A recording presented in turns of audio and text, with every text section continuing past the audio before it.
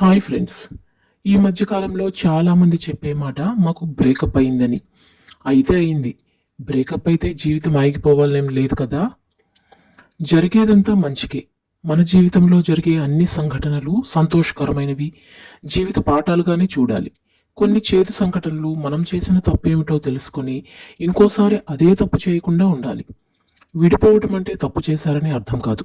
ఇది కేవలం ఇద్దరు వ్యక్తుల మధ్య ఆలోచనల్లో తేడా. ఏదైనా సంబంధంలో మొదట ప్రతిదీ బాగానే ఉంటుంది. కానీ సమయం గడిచే కొద్దీ సర్దుబాటు కష్టమవుతుంది. మొదట మిమ్మల్ని ఇష్టపడే వ్యక్తి సమయం గడిచే కొద్దీ మిమ్మల్ని ఇష్టపడకపోవచ్చు.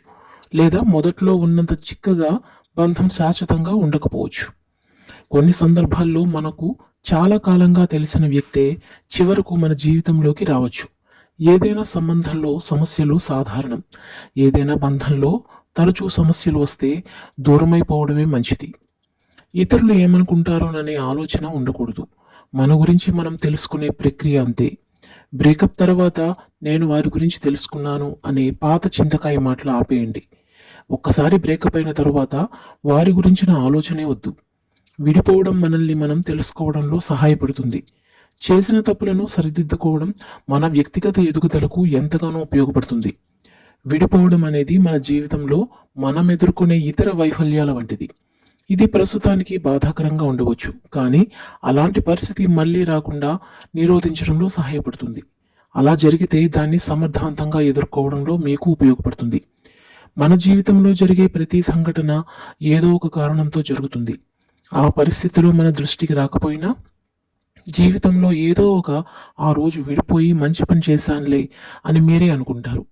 జీవితం అనే రైలులో చాలా స్టేషన్లు వస్తాయి. బ్రేకప్ అయిందని తెగ బాధపడిపోకు. మంచి ప్లాట్ఫామ్ చూసి సెటిల్ అయిపోవాలంతే. ఎక్కువసేపు ఒకే విషయం గురించి ఆలోచించడం లేదా చింతించడం మూర్ఖత్వం. మీ ప్రతి క్షణం మీ ఆలోచనలు మీ భవిష్యత్తుకు పెట్టుబడి. సరిగ్గా పెట్టుబడి పెట్టకపోతే నష్టాల బాట తప్పదు.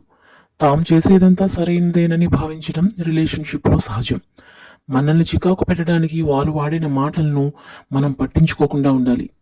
ప్రేమలో ఉన్నప్పుడు మనకు ఏమీ తెలియదు. మన గురించి పట్టించుకునే ఇతరుల మాటలను విస్మరిస్తాం. అయితే ఆ సంబంధం నుంచి బయటపడినప్పుడే మనం ఎవరో మనకు తెలుస్తుంది. బయట ఇంకో ప్రపంచం కూడా ఉందని అర్థమవుతుంది.